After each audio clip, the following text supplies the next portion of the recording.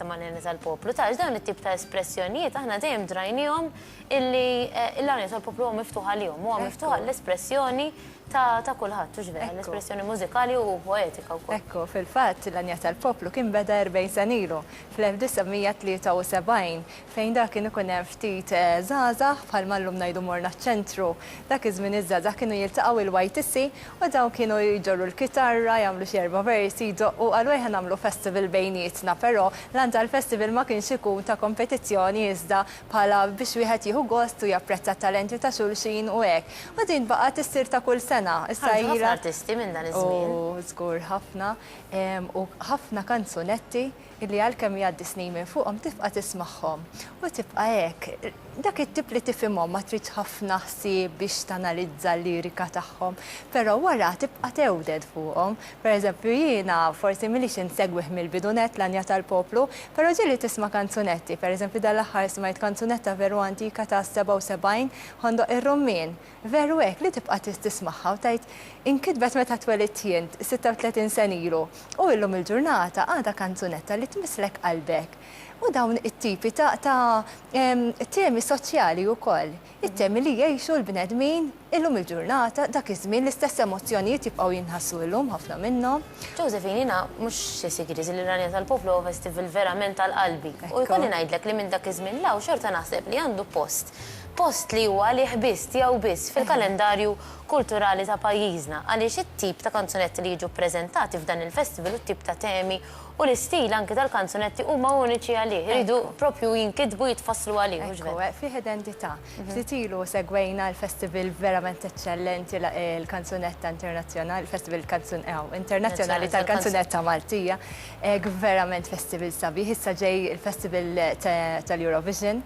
Umbat ikun hemm Festival Indie Fest, kollha huma sbieħ, kollha qed jagħtu l-opportunitajiet il-kompożituri, awturi u kantanti, però kollha għandhom dik ix-xi ħaġa tagħhom. U fil-waqt li kollha hekk napprezzaw il-xulxin u veru naħdmu għal ġid tal-kompożituri u awturi, kollha għandhom dik ix-xi ħaġa partikolari. U fl-Anja tal-Poplu kif bdejna naraw ukoll ir-ritratti hemm dik is-sens li anka il-kantanti iridu jaraw kif ħajakkumpanjaw lilhom infushom bil-mużika. Da jittella b'mod live, imma d-differenza mill-festival kif sar pereżempju il-Festival ta' Kanzunetta Maltija, illi kulħadd jitella l-istrumenti tiegħu, ġifieri kulħadd jista' jitla bi grupp jew waħdu fil-fatt hemmhekk qed naraw ritratt minn għalija dak il-grupp mistura hu.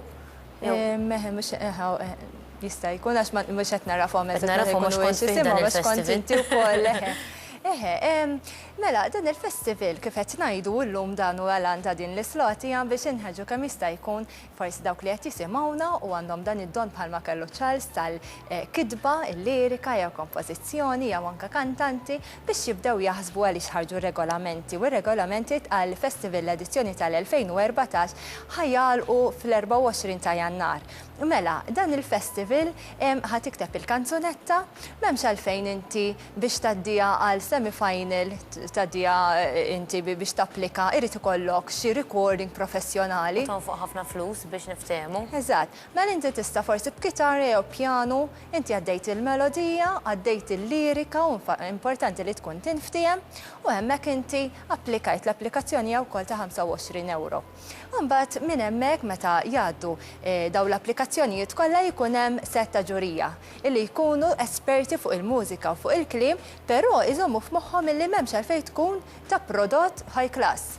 Din anka biċċa kitarra u ġaż vuċi, m'hemmx għalfejn ir-recording ikun bella. Nirfinat ħafna. Ekku. L-enfasi, l-idea hi mhux biex ikollok xi ħaġa ta' kwalità inferjuri, imma biex l-enfasi tkun aktar fuq il-melodija u fuq il-kliem b'mod naturali mingħajr dak ħafna jingħidra mingħajr ma jkunu mittiefsa minn ħafna ħsejjes elettroniċi, eċċetera. U forsi dak li jkun jgħid tisma' jien nagħmel spiża recording u jekk ma tgħaddilix inkun nagħmel dawk is-spejjeż għal xejn.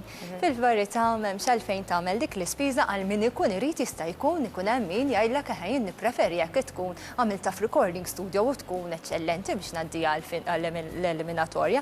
Mela aħna naċċettaw ukoll. Però imbagħad isa it-tema hija miftuħa għal kwalunkwe si tema illi l-awtur irid jikteb. Imma mbagħad ikun hemm dak il-premju speċjali illi jkun għall-aħjar tema soċjali. Il-festival qisu minn dejjem kien hekk dak it-tip ta' festival illi jirrifletti il-ħajja tal-poplu Malti. bil-weġat tal-ħajja, bis-sabiħ tal-ħajja u temi differenti li toffri l-ħajja tagħna. Ġifieri, imbagħad il-kantanti kif għedna ħajtellaw lil min iridu mużiċisti fuq il-palk. Mela m'hemmx orkestra waħda għal kulħadd. Inti jekk trid pjanu biss tista' tella pjanista biss, jekk trid tittella 6 membri kollha strumenti differenti u mbagħad meta jaslu ta' din l-eliminatorja u jaslu għal festival innifsu l-kumitat jara li jipprovdi l-affarijiet neċessarji kollha dak li għandu x'jaqsam il-ħoss biex il-kantanti jkunu jistgħu jippreżentaw bil-mod ta' kif iridu huma l-kanzunetta fuq il-palk. Sewa, forsi ħafna jinkwetaw, Josephine, jekk jiena nitla nkanta irrid niktiba jiena stess u jekk nitla nkanta irrid indoq xi strument jiena bil-fors? Interessanti ħafna li niċċaraw din il-kwestjoni fejn le, mhux bil-fors, jista' jkun jiena ma naf indoq xejn l-ebda strument u sibt kompożitur u awtur jew kompożitur u awtur avviċinawni biex ninterpretalhom il-kanzunetta nista' wkoll. Imbagħad ikun hemm premju apposta għall-aħjar kantawtur. Ta' min ukoll insemmu ftit il-premjiet għal dis-sena, pereżempju din is-sena il-premjiet ħajkunu l-ewwel post 1000 euro, it-tieni post ħajkun 600 euro u t-tielet post 400 euro. L-aħjar kantawtur ħajju 500 euro. Barra trofej normali jkun hemm f'kull festival. Mela, u mbagħad ikun hemm ukoll premjiet oħrajn, però dawk huma l-premjiet prinċipali tal-festival biex ngħidu hekk. Iridu jkunu ġdidi ġodda ġdidi. Ġodda oriġinali nsemgħu fil-pubbliku. Dik kelma ġdida ta' vintajta jiena x'issa l-ħadd poeta jien ukoll ma' Charles. U kif qed ngħidu, dawn ħajintlaqgħu sal-24 ta' Jannar fil-YTC il-Belt. Jiġifieri aħna qegħdin issa tajli għadu Novembru għadu żmien biex dak li jkun jipprepara u nixtiequ li verament hekk ninkoraġġixxu lil kull min għandu xi talent li jipparteċipa f'dan il-festival. Il-festival innifsu ħajsir fil-15 ta' Marzu tal-2014 ikun is-Sibt ħajsir fis-sala tal-Università Sir Temizza Amit u ħajjintwara live ukoll fuq stazzjon partikolari. Naħdmu ħafna li dan il-festival minn sena l-sena dejjem ovvjament il-kumitat organizzattiv li nixtieq insemmihom għax jien qiegħda nideraw illum imma l-inqas waħda li naħdem minnhom u verament il-mertu mhux jien rrid nieħdu ma jieħdu daw il-persuni li veru jaħdmu Charles Xkembri li huwa il-president ta' dan il-festival biex ngħidu hekk, Fader Morris mifsud, imbagħad hemm Noel D'Amato li wkoll jirsisti ħafna fuq palk, sound wall, running order, ħafna affarijiet, Alexia Conti li hija segretarja wkoll, u mbagħad hemm jiena li qed inħossib il-PR imma ili li tħalt magħhom dan nies l-aħħar sentejn. Dawn inżommu f'moħħna li ilhom jorganizzaw l-aħħar 40 sena fil-fatt saru 37 edizzjoni x'kien hemm xi sentejn li l-festival ma sarx. Però mbagħad kien hemm xi sentejn oħra li l-festival mhux tal-li sar għal minn 16-il sena l fuq. Tal-li saru wkoll kategoriji għal żgħażagħ ħażar. Li kienu wkoll xi ħaġa interessanti. Grazzi ħafna Josephine, jiena ninqat miegħek naf illi bl-esperjenza tiegħi wkoll nista' nixgħet illi dawn huma tim formidabbli li vera jaħdmu mill-qalb, passjoni kbira u aktar minn xejn aktar biex jittella festival ta' livell tajjeb.